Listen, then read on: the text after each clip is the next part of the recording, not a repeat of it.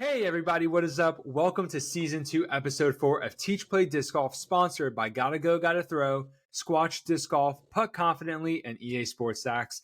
I'm your host, Antonio, and today I have a special guest with me. He's been on the show before.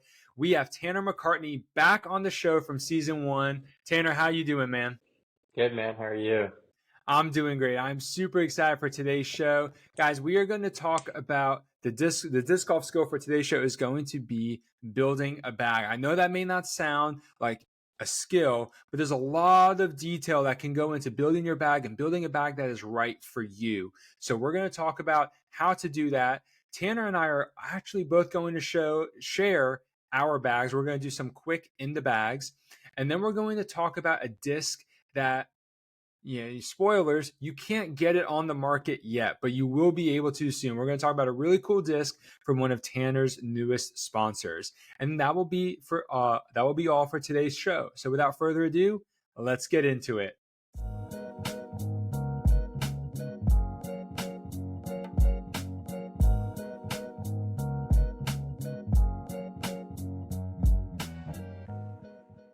Alrighty, Tanner. So we're talking about building a bag. Now, last year you were sponsored, and this year you're quasi open bag, fully open bag. I've been fully open bag for pretty much ever.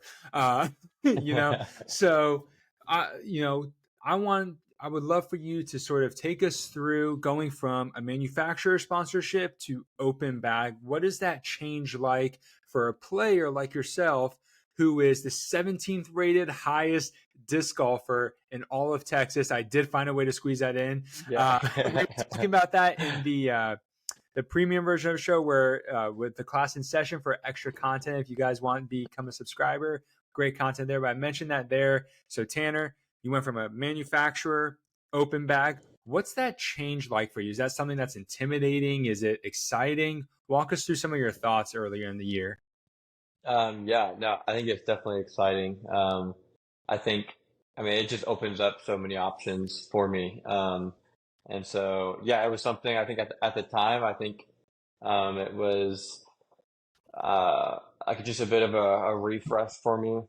And there was a bunch of stuff that I feel like I hadn't thrown. And so, yeah, it's been a blast. How long were you sponsored by your the previous manufacturer? Yeah, I was with them for 2 years, and it was an open bag. But I would say probably like 80, I would probably say like 85% of my bag was all mint. And so Yeah.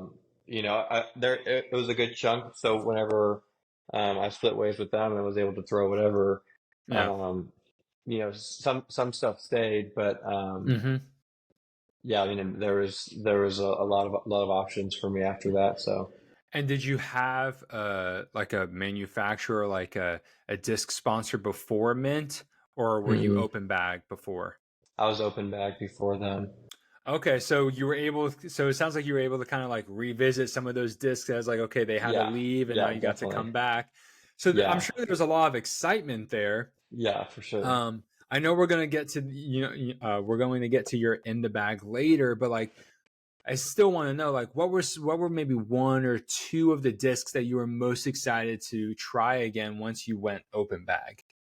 Yeah. Are you talking about like new discs that were on the market, It could be or new discs on the market or discs that you were previously throwing and then you had okay? to take them out of the bag because Yeah, Mint yeah, filled that slot. yeah. I have.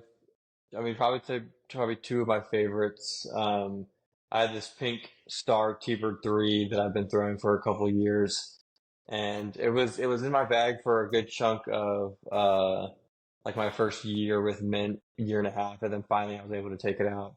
But putting that back in was really exciting, and then I bet. I had a four claw Macbeth ESP Buzz Oh, that nice. also was in my bag for a little bit with Mint, and then I was able to take it out, but that immediately went back in. And then just my other T-Birds, I had a couple. I'm a big T-Bird and T-Bird 3 thrower, so I Ah, was able just to kind of fill my fairway slots back up with those, which is very exciting. yeah, I've seen your videos. You've been throwing, I think it's like an orange champion T-bird, don't you have? I I feel like I I've have seen you throw.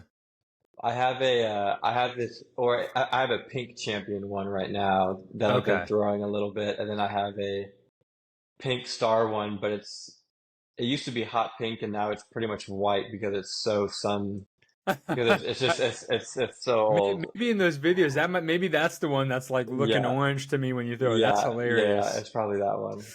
Oh, that's funny. Okay, so you change manufacturers. You're now open bag. Like I said, I've always pretty much been open bag. I've had a sponsor here or there, but they've never had complete lineups, and they've had even less complete lineups than Mint. Hmm. Mint at this point is pretty much a full lineup. You could argue, um, but one of the things that I've always considered is like the pros and cons of an open bag, manufacturer Yeah. bag.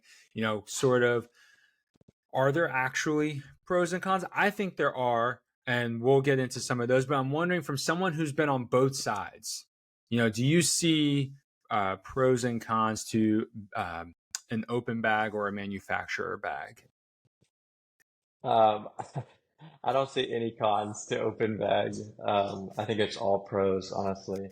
I mean, the only scenario I would say it could be a con is if you're just someone who like if you're just someone who likes to blame the disc, because like people like that will just like, oh, this destroyer's flipping. I'm gonna go get an Yeah, enforcer. Then, oh, this enforcer's flipping. I'm gonna go to a yeah. PO2. Like, Gonna ignore the where oat. Gonna ignore the off-axis we're like, torque. like sometimes when you're with a manufacturer, you have no other option. It's like I've got to make this Yeah, work. So how can I adjust? Where when you're open bag, it's so easy to be like, yeah, this disc isn't throwing well. It's the disc. I don't want to change what I'm doing. yeah. And I think it's easy to like cover up our mistakes with like trying to Right. change a What? disc.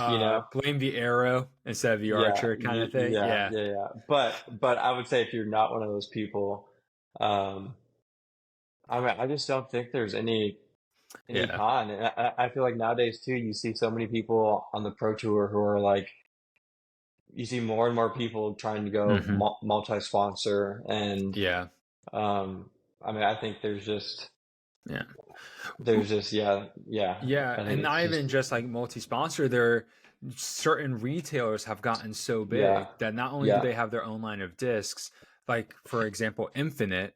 Like Infinite has their own line of discs manufactured by Innova, but if yeah, you're Infinite sponsored, you just have to. I mean, I'm sure you gotta throw some of their actual stuff, like Infinite discs, but yeah. they are a big retailer, and so you can You can throw so whatever. many of their other stuff, and so it's like you're sponsored. But I mean, I think a lot of players, especially somebody like Drew Gibson, see that as a benefit. I'm like, hey, I'm Yeah, sponsored, but I'm also open bag, and so I can yeah, throw all of these other things. And yeah. I do agree with you that as for open bag, there aren't a whole lot of cons. Mhm. Truthfully, I hadn't even considered the angle of if you just like to rotate discs all the time, because Yeah. that would definitely be a con, because then you start to lose like that continuity and Yeah, familiarity with the for disc, sure. and so it is nice. Um, I will say that one thing I've noticed with like disc manufacturers is that they seem to be fairly reasonable when they're sponsoring players. Like they'll look at their lineup and say, "We don't have a full lineup, so Mhm. you can go ahead and throw a mixed bag." We see that with I think Mint might still Mhm. do a little bit of that, but I Yeah, do they know, do. like from experience, I had most of Mint stuff. They have a fairly full lineup at this point, but like TSA is this Mhm. way. Surprisingly to me, I think Clash is still like, hey, yeah, you're open bag, but you got to throw some of our stuff. Yeah. Even though they have a lot of discs, um, I think Lone Star for the most part is still partially open bag. And you have a couple of others. I won't just sit here Yeah. and just start going and naming, but you have some of these like that are sitting in the middle. Like if you're sponsored by MVP, Innova, Discraft, Yeah. Discmania, and like not just ambassador level sponsor, but like pro level sponsor, you can't throw anything but Mhm. their stuff because they Yeah. have full lineups. They have discs that overlap, Mm. but the overlap is for your preference, beaded, unbeaded, Yeah, yeah, understable, no. slightly more neutral, those kinds of things. Did you find that when you were with a manufacturer, did you find that having to force discs actually improved your game, or was it Mm. something that was always maybe a little, because I've always wondered this, was it always a mental blocker if you were picking up like, okay, I've beaten this alpha, but I still don't love it. Like I've thrown it a lot, I've beat it up, but I still don't love it. I'm missing that Yeah, other disc. yeah, Like, yeah, is that a thing that can yeah. actually happen, or is it when you just get so familiar with the disc, you start to know exactly what it can do, and you know exactly what it can't do? Yeah, I always say that it's I mean, yeah, I think there's been multiple times where I'm like, I don't really like this disc right now, Mm-hmm. but this is what is in this slot, and it just is what it is. And there's been a lot of times, a handful of times where I start out with that for the first couple of months. I'm like, I just don't like this disc, but like I'm gonna continue to throw it because it does the job. I just don't like the way it feels, or maybe I don't like the way Right. I have to throw it. But there's been a handful of times where after a couple of months, like once I get comfortable with that, angle or release Mm-hmm. or whatever, it's like, oh, I actually, I started liking the disc. I started enjoying it. And so that's been Yeah. something that I think honestly is, um, I think it can be seen as a skill, just because like I feel like I can make anything work, you know, Mm-hmm. and to know that like, hey, this is something that I don't enjoy, but yet I'm still gonna do it well. Like it doesn't matter if I don't like it, Right. I can still throw it well. And yeah, I think it is a bit of a skill because I think it can be a mental blocker of, everybody's like, oh, I just don't Right. like the way this feels. And I think that's a skill that people who are sponsored by companies, it's something that they have to do. Um, and honestly, I wish more players were more open about it. Like you see people like AMs always are like, oh yeah, sponsored by Innova, you just love all the Innova plastic. But it's like a lot of those players are complaining about the discs they're throwing as well. Yeah. Like, but you just sometimes there's nothing else that it just Yeah. is what it is, and you just learn to make it work. Yeah.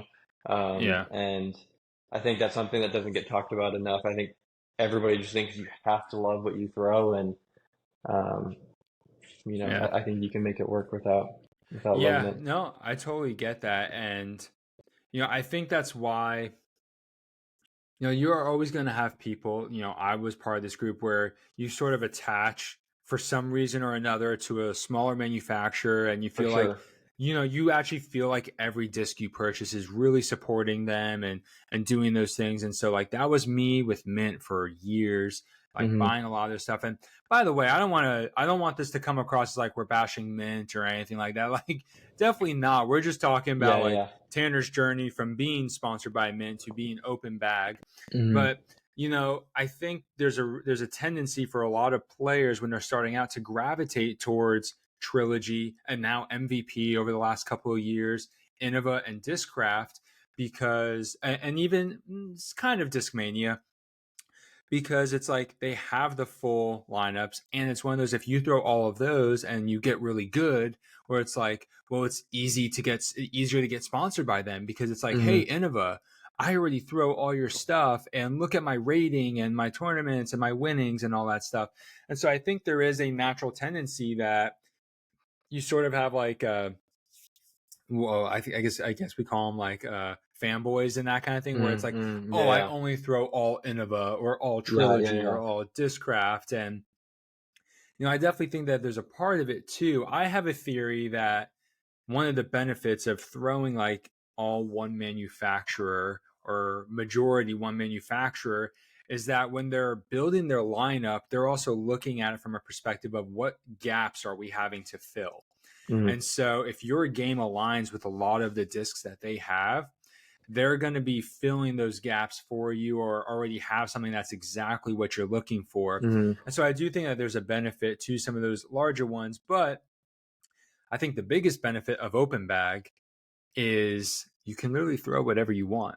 A new disc comes out, you can throw it like for the first time. I mean, it was incredible watching Eagle and Simon leave Discmania and go to MVP, and just them talking about like, I haven't thrown a different disc in a decade. That's so Like crazy. they had only thrown Discmania for over a decade.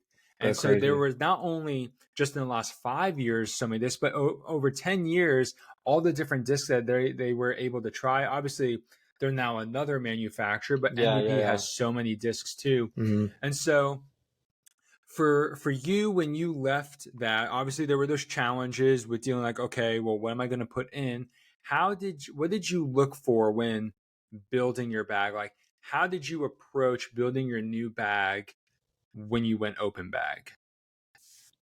Yeah. I like to yeah, I mean, I feel like I have a pretty unique bag because I'm backhand and sidearm. I have some discs that I exclusively throw sidearm and some discs that I exclusively throw backhand. And so because of that, I feel like I can carry a lot of discs because I have, all my distance drivers, but I have some distance drivers on top of those distance drivers that I only sidearm, and I have that for fairways too.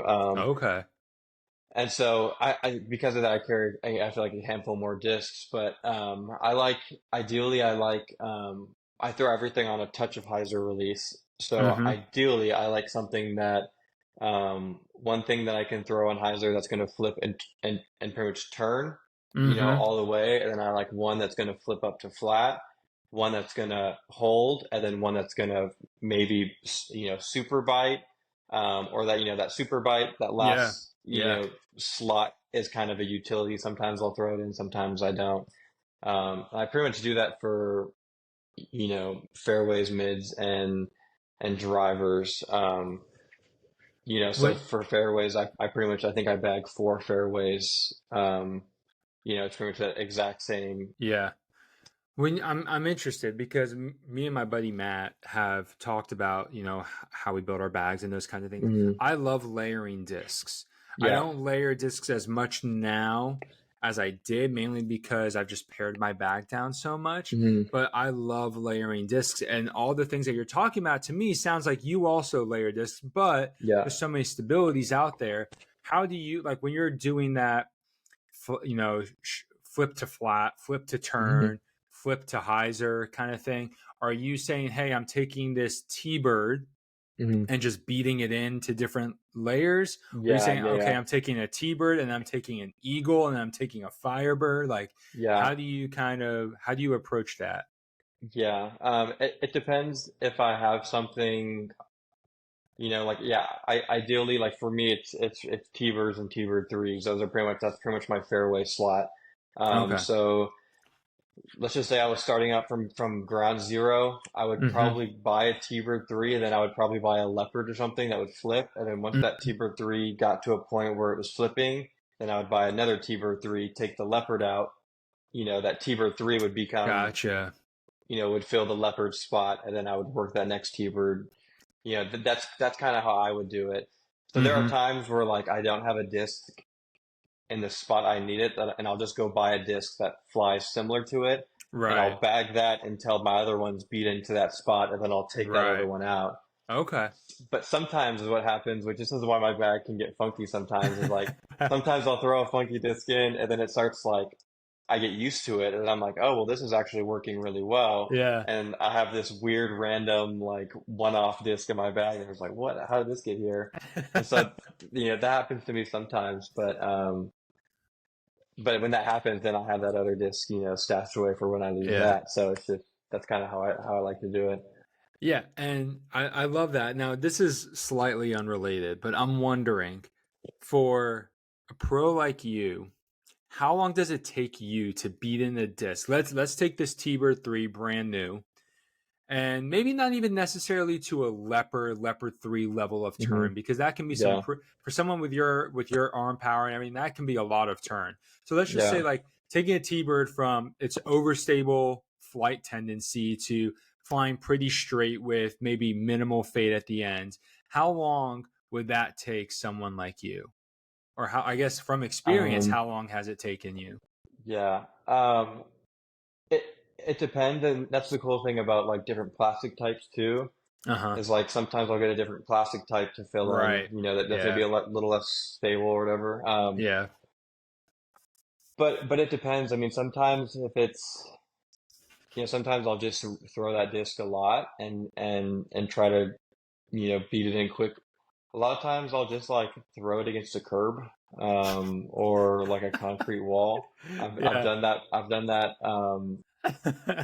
Really, the only mold I've ever done that with was with T-Bird threes. There's been multiple times where I've lost like my go-to hyzer flip slow turn before like a wooded tournament, and I've gone Oh and bought no. one, and I've literally thrown it into a curb into absolute perfection where I can go the next day and it's the exact same flight. Um, Uh, so I mean, so I've done that before. so are we talking like a month, 6 months, a Yeah, year? I would say at least for T-Bird threes, I would say most, if I'm throwing it a lot, I could probably, in within a month or two, I would say I could probably get it to where it's definitely beating up a little bit. Right. Um, a lot of times, like T-Bird threes are just workable enough where I can just change my angles. Where Right. Yeah. instead of throwing hyzer flips, I'll just throw flat or maybe even a little force over out of the hand. Right. And that's one of the reasons why I like them is like I can still make them do the same flights even if they're Yeah. brand new. I just have to release them a little bit different. Okay, very cool, very cool. So, one of the things, and we've kind of touched on this, one of the things I want to ask about is like looking at your bag from uh, like from above, like a higher perspective kind of thing. Like, how do you build your bag? I'll give you an example. Like for myself, and I'll go through it real quickly. I look at my putting putter, and I like to throw I use the Jester Disc Golf Loves as my Hmm. putter. Well, because that's my like actual go-to putter, I'm touching on every hole. I like my that's a neutral disc. I like my Hmm. throwing putter to be the same mold. I like that Hmm. Yeah, continuous yeah. hand feel. So I'll get Hmm. I have a premium version of the Love that I Nice. throw. Then obviously it's fairly neutral, so it's easy to get some turn out of it, throw it on Hmm. multiple angles if I need to. And then I have an overstable approach disc, and then I go into my mid ranges, which I have like an understable mid range, and then I have two bobcats layered, and I'll Hmm. get into the details later when we do in the bag. But sort of I'm just basically saying, okay, what is my neutral and overstable, neutral and overstable, neutral and Okay. overstable.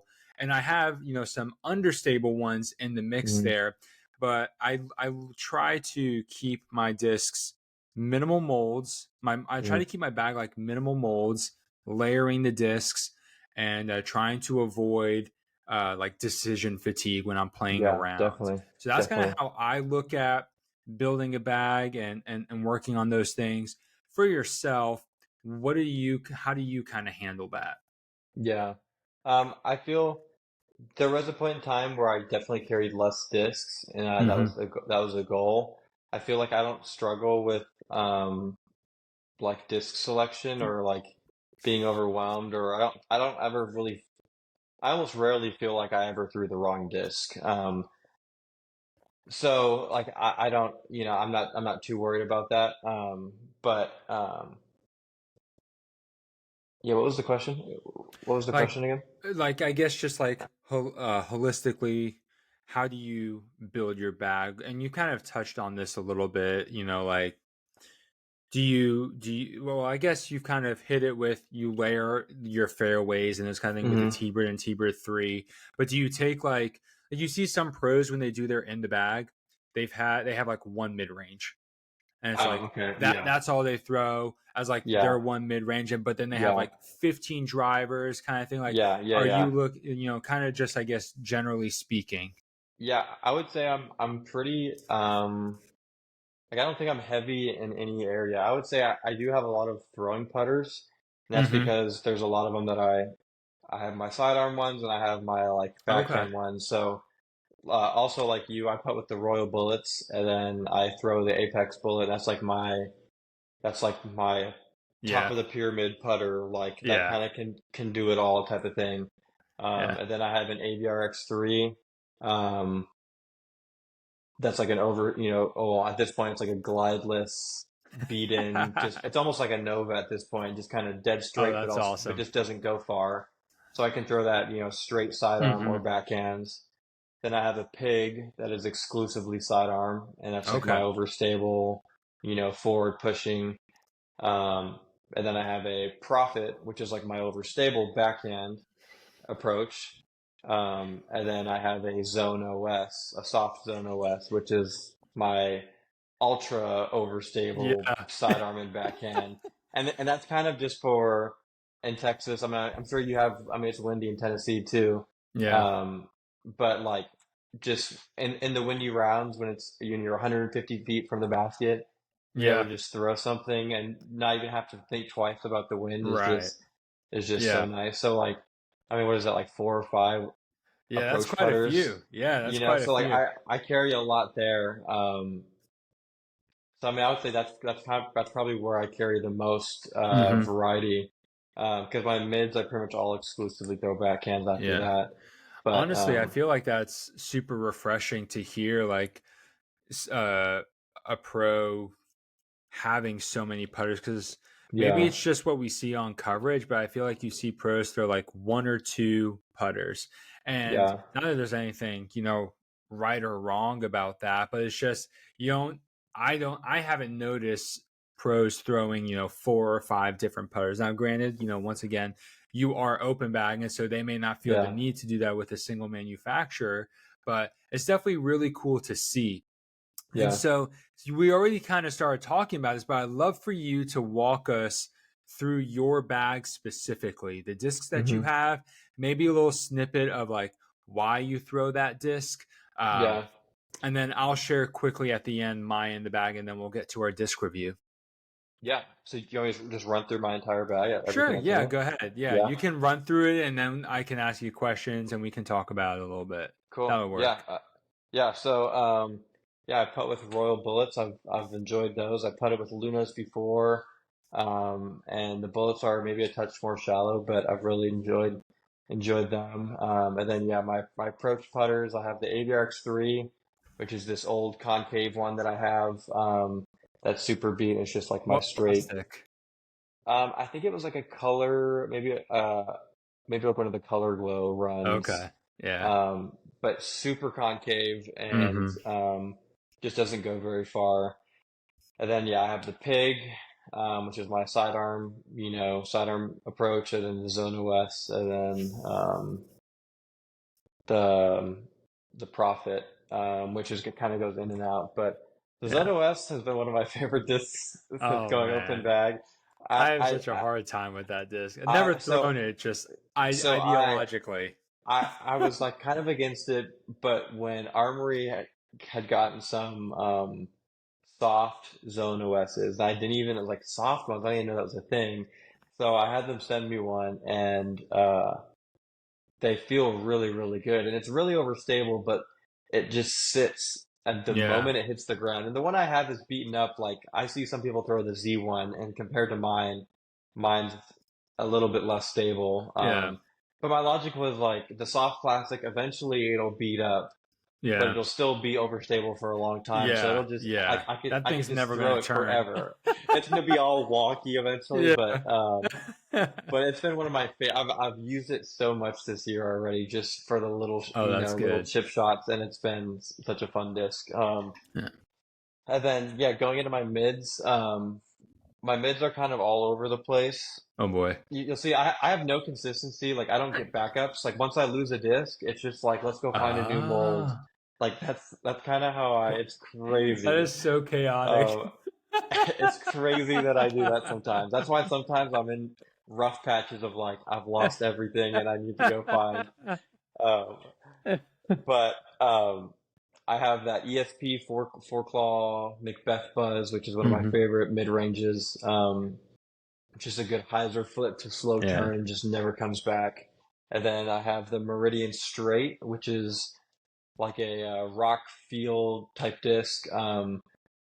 and it's like a hyzer flip to flat, or I can throw it flat and it'll turn. But then a lot of times I get that fight back towards the end. I would say it's like a straight to maybe slightly understable mid range. And then I go to the Ravine, which is one of their newest discs that's been approved. It'll drop on the 17th. I Very have it cool. here. I'm just going to show it off the plastic, but it's got some Sweet. like marbling. Oh yeah, that's It's got awesome. some like white marbling in the plastic. This is kind of like people are saying it feels like a Buzz OS. I haven't really felt a Buzz OS. Okay. I would say it feels like a slightly deeper buzz, which is essentially, I guess, what a Buzz OS is. I guess, But yeah. I would say it's like it's an overstable buzz is what it feels like, or what it flies like. I can throw it really flat and hard, and it's gonna push and then pretty quickly like fade, but it's not dumping. It's just that pushing fade, Like that forward fade, yeah. forward fade. For me, like my ideal overstable mid range. When I say overstable, I'm talking about like not utility. I want it to be able to. I want it to fly straight into a ripping headwind. Like I want it to fly like a straight mid range into a ripping headwind. That's what I want my overstable mids to fly like. And I feel like this is like just that. That's and awesome. filled that slot because that's been a hard slot for me to find. Oh, I bet, yeah. So that, and then I go into T-Bird. So I have that Pink Star T-Bird 3, which is my most understable, and then I have a Champion T-Bird 3, which is from this year's run. One of the first ones I've thrown from the recent runs, and I really like it. But it's just like straight or maybe a little turn. And then I have one of the other Meridian discs. This is the Current. This is also like a cloudy. Yeah, that's cool. They're Claire's plastic. This will also be dropping on the 17th.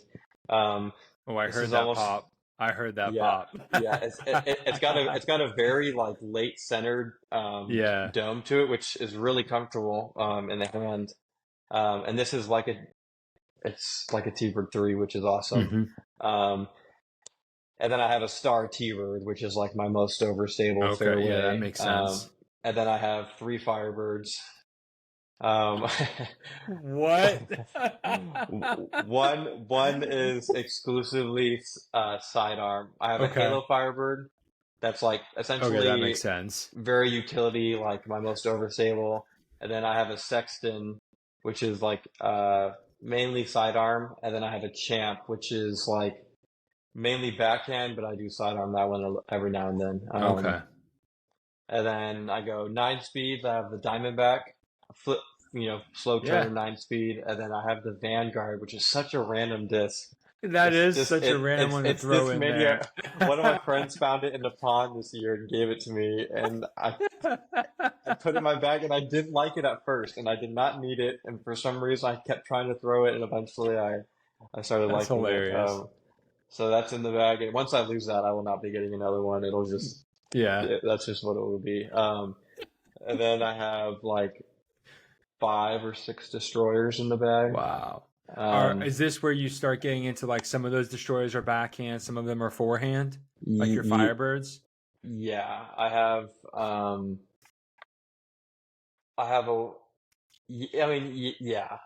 have, especially just with how much wind we have in Texas, and like the courses I've been playing recently, it's a lot of drivers, and so I would rather just have a huge selection of drivers. Yeah. And so I would say I have like two like straight to bomber destroyers that I throw in calmer conditions, and then I have a Black Halo, which is like I can throw it really hard flat and it'll turn for a little bit and then get a good fade, and that's like my main destroyer right now. I throw that in most conditions. And then I have another Halo destroyer, which is like more overstable than that. And then I have a penned 168 destroyer that is more overstable than that. And then I have a Luster PD2. Oh my word! That I put in the bag this past weekend because it was really windy, and that's like the most overstable. I'm not going to sit here and criticize you because I've played Texas disc golf before, and I know for a fact that you need all of that beef. Yeah. I know for a fact that is crazy because my bag is going to be very different. It's going to be Yeah, very yeah. different.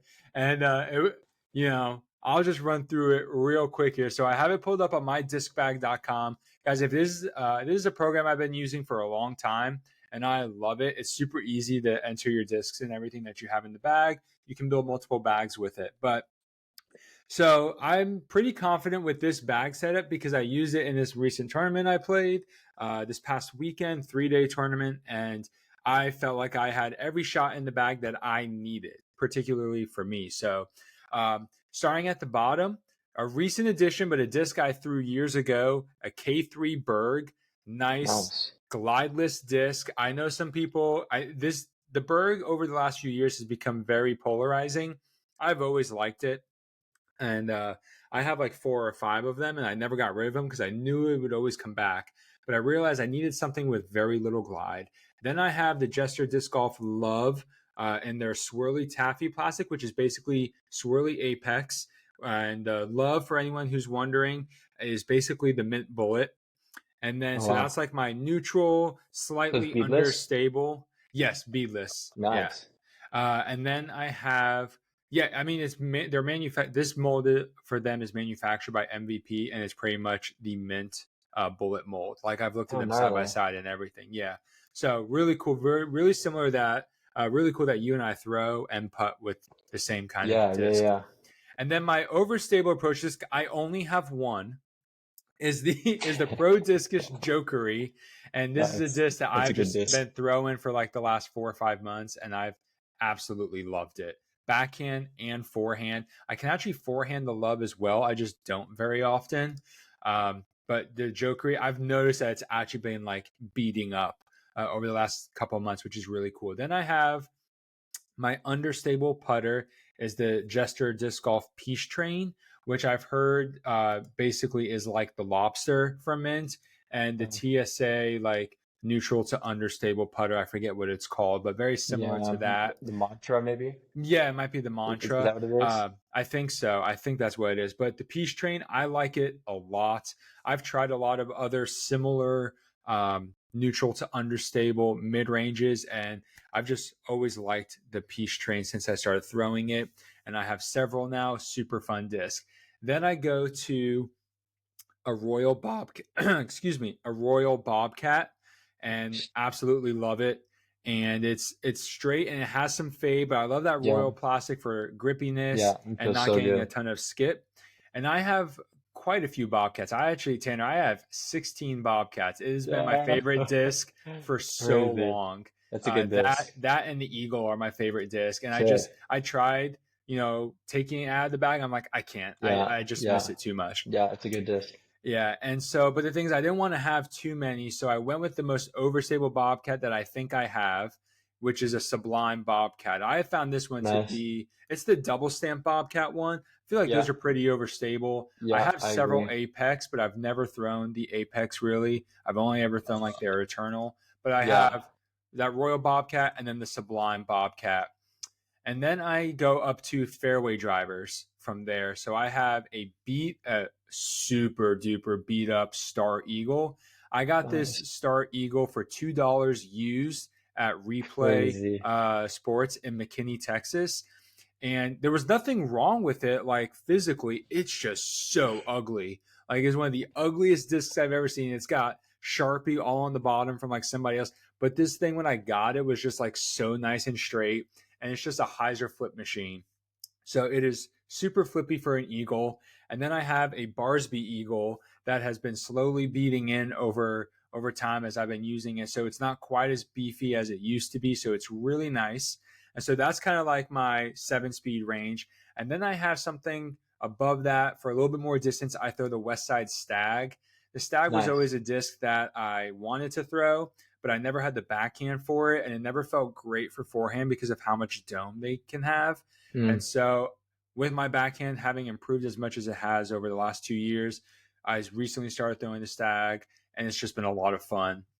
Really happy to finally be throwing it. And then I go to one Firebird. Can't compete with 3 Firebirds. I got one Firebird in the bag, and I love it for a backhand, but especially forehand. I've thrown the Firebird for years. I've Yeah, tried similar ones like it, and Too There's good. nothing like a fiber. It's weird. Like it's one of those discs where I've tried so many other kinds that are It's like just, Firebirds. I yeah, just keep coming back to it. yeah, And I just love the Firebird so, yeah. so It's so much. good. And a fairly new addition is the PD. And this is one that's like Nice. temporary. Um, I only throw it backhand. I don't really feel like I need to throw the PD forehand because that's what I would throw with my Firebird, but I can also throw the Firebird backhand. So the PD is probably the one disc in the entire bag that's like a little, okay, how long are you going to stay? I really want to throw it and like it. So I just got to keep working with it more. It's still fairly new, but I do like it. Because it just has more glide than a Firebird, which is something that I really like about it. It's going to give me a little bit more distance before it starts to fade. And then I very quickly jump up into, I don't really consider control drivers. I just go fairway Yeah, to distance. And yeah. so fairway being Firebird and PD. And then I go to distance drivers and I only have two. So we're going to go through this real quick. Okay, nice, I got I got the Tone Salt, which was a disc nice. that Clash Disc sent me several months ago. And, for a while I didn't throw because I'm like, I don't know that I'm really going to use a distance driver a lot. And I just started messing with it more. And I absolutely love the Tone Salt. Mm, It has destroyer numbers, but unless the Tone plastic, the dual plastic, mm-hmm, makes it a little less stable. I haven't figured that out yet if that is actually the case, but it's pretty flippy for what would be like a mm, destroyer. And so I really like it a lot for forehand. Hyzer flip, I've thrown multiple shots with it over 400 feet on the forehand, which I really like to have that tool in the bag. mm. And so I really like that disc for forehand. I've thrown it a couple times backhand. And then the most overstable and fastest disc in my bag is a very new addition, as in like it's only been here for a week. But the Latitude 64 Gladiator, and I just feel like for Nice. obvious reasons, I You need to have be to. throwing that disc. And I didn't for a Absolutely. long, long time because I was like, I have no business throwing a 13-speed driver But you that do. overstable. And truthfully, I still don't have a whole lot of business throwing that kind of disc. But I did throw it this past weekend a handful of times, not very many, maybe 2 or 3 times. And it was always the right disc to throw because I was facing a ripping headwind or I needed something that was going to fade and skip quick. And it was nice having that disc in the bag. So Yeah. that disc, definitely a little biased because of Gladiator disc golf. But it's definitely something that I found to be super helpful to have. And yeah, so that is my in the bag. Definitely not as many discs as Tanner, but definitely something that I have had a lot of fun building over the years. And I love how both of us have quite a few mint molds in the like putter Yeah. and mid range Yeah. Yeah. category or similarities Yeah, definitely. with that. That is pretty cool to me. But guys, that is how we build a bag, how we have built our individual bags to fit our game. Tanner has a lot more distance than me. And so it makes a lot of sense for him to have a lot more distance drivers, layering those. Whereas I focus more on my fairways. Like if there's a 330-foot hole, I'm grabbing my Flippy Eagle 95% of the time because I just trust it more. And so, like, we're always going to be grabbing different things. One of the things that I hope you can take from this discussion is to build a bag that fits your game. It's always fun to try new discs, which is one of the benefits we love about being open bag. But definitely, you want to find staples in the bag that, Mm. given a situation, you can trust it no matter what. I know if I need a overstable forehand shot, I'm reaching for nothing other than my Firebird, and it's going to execute every single time. So if you want some recommendations for what to put in your bag to fit a certain slot, check out the Gladiator Disc Golf subscriber bag. It's something I did a few years ago with community polls to figure out what kind of discs you guys like and also recommendations. So we have putters, mid ranges, fairway drivers, and distance drivers from the understable, neutral, and overstable slot. So if you're looking to try something new or you just need some advice on what to do, check out those videos. I'll put them linked in the description. And if you want to talk with me and figure out like, hey, I'm trying to build a bag, I'm not sure what I need to have. I've only been playing for a few months or I've been playing for a couple years. I'm ready to beef some things up. You can schedule a free coaching call with me. Just DM me on Instagram or on Discord. So our last session or segment I want to talk about here is our disc reviews. And I'm super, super excited about this. So there's a new disc golf company, Tanner, Meridian Discs. You are sponsored by them. We've mentioned them a couple times. Currently on the market, you have Meridian Discs Tundra, which is their neutral putter, and the Straight, which you actually said you have in your bag, which is basically a neutral mid-range. But we're not reviewing either of those discs necessarily today. We're reviewing one of the newer ones that you mentioned, the Ravine. So I'm going to hand it over to you. Can you go ahead and talk us through the Meridian Discs Ravine and a little bit about Meridian Discs as well? Yeah. So I'll go ahead. Meridian Discs, they pretty much just started this year. But yeah. Some of y'all might know the owner, Josh Hofstra. He was one of the marketing, like media managers over at Lone Star Discs. And then one of the owners of Big Country Beef Jerky, which is a beef jerky company kind of here in the Texas disc golf scene. They kind of paired up and started Meridian, and so our plastics being manufactured overseas. But yeah, so far we have those two molds, the Straight and the Tundra, which have been great. And then the Ravine is the newest mold that they've come out with, which is one of my favorites, I think, right now. It's a slot that even with an open bag, I feel like I was struggling trying to find. I thought like the Rock X3 would kind of fill it, and it didn't. The Bobcat was a little like too overstable for what I was wanting. There was just like it was hard to find that perfect like slightly, or I guess overstable mid. And so whenever this came out, it was almost perfect. And then when this production run got made, they were a little bit straighter than the protos, which I actually really liked. Yeah. And so yeah, it's been one of my favorite mids. I mean, playing in the wind a good amount, it's nice to have something like this because I can still continue to throw it flat. But it's also a mid that I can throw really, really hard if I want, and I know it's not going to turn. And this is the same mid that you were describing before as like you could throw it into a headwind and it's just going to fly nice and straight. It's not going to burn and turn on you. Yeah, I mean, if I threw it into a headwind flat or with a little bit of hyzer, it would probably stand up and maybe turn for a little bit, and then like just as if you were to throw a neutral buzz and no wind, that's the flight I get into a headwind, which ideally That's really cool.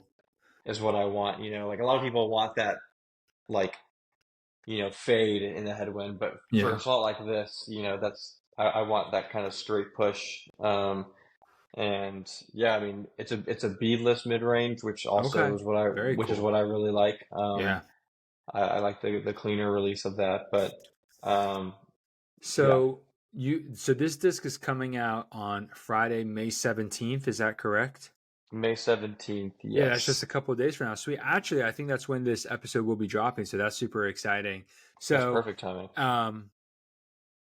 Obviously, it doesn't. I don't know if they've come out with flight numbers yet or anything, but in your opinion, how would you rate the Meridian Discs Ravine? How would you rate it with flight numbers? I think the numbers. I think they were saying 5502.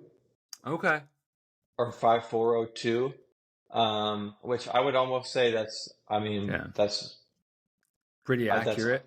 I would say it's on the money. Like, this is a disc that like if I throw on hyzer like this, it's not going to stand up. So it's like sometimes I'm like, oh shoot, I put too much hyzer.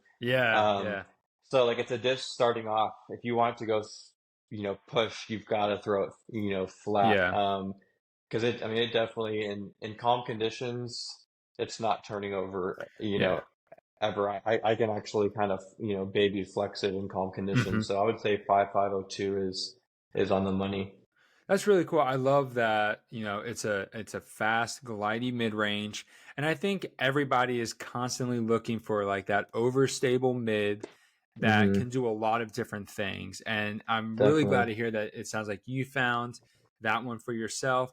And where so it's releasing on Friday. Where can people find it if they want to pick one up?